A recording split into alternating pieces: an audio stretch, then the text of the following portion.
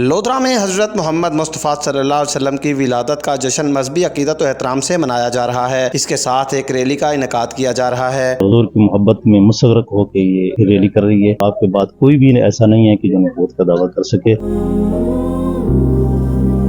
ملک بھر کی طرح لودھرا میں بھی جو ہے جشن عید میلاد النبی کے حوالے سے جو ہے وہ جوش و خروش جو ہے وہ دیدنی ہے۔ عظیم الشان ریلی کا اہتمام کیا گیا ہے جس کی صدارت جو ہے مفتی احمد فرید صاحب کر رہے ہیں۔ ہمارے ساتھ وہ موجود بھی ہیں، ان سے جانیں گے۔ مفتی صاحب ہمیں یہ بتائیے گا کہ منفرد ریلی، سر پہ دستاریں اور ایک ہاتھ میں پاکستانی پرچم، دوسرے ہاتھ میں اصلاحی جماعت کا پرچم، کیا پیغام؟ یہ سارا ڈسپلن جو آپ دیکھ رہے ہیں اور یہ سفید امن کی دستار جو آپ دیکھ رہے ہیں، یہ ان کی نظریات کی عکاسی کرتا ہے، اور بالخصوص یہ جو ہمارا پیغام ہے وہ اصلاح کرنا مقصود ہے، جس کے اندر لوگوں کے نظریات کو اور لوگوں کے ظاہر اور باطن اور دونوں کو اس نہج پہ لانا ہے کہ جو اللہ تبارک و تعالیٰ نے انسان کے لیے متعین فرمایا ہے۔ مثلا ظاہر اس کا شریعت مطالعہ پر ہو اور اس کا باطن جو ہے وہ یاد الہی کی طرف ہو۔ پوری دنیا عالم اسلام جو ہے حضور کی تعلیمات کے اور حضور کی محبت میں مستغرق ہو کے یہ ریلی کر رہی ہے۔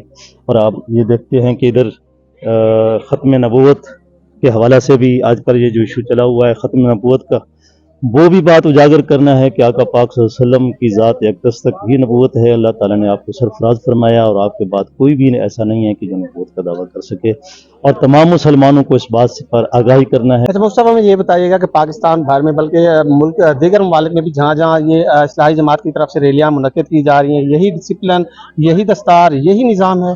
جی الحمدللہ، ہر جگہ پہ یہی ہے۔ یہ ہمارا منفرد ایک طریقہ ہے، ہمارا منفرد یہ ایک انداز ہے کہ آپ جہاں بھی دیکھیں گے یہی وائٹ دستار ہوگی، اور وائٹ دستار اس لیے کہ یہ امن کی دستار ہے۔ اور اگر آپ کا مطالعہ ہو یا آپ نے کبھی سنا ہو، غالباً کہ جنگ بدر میں جو فرشتے آسمان سے نصرت کے لیے اترے تھے تو وہ بھی سفید دستار پہن کے آئے تھے۔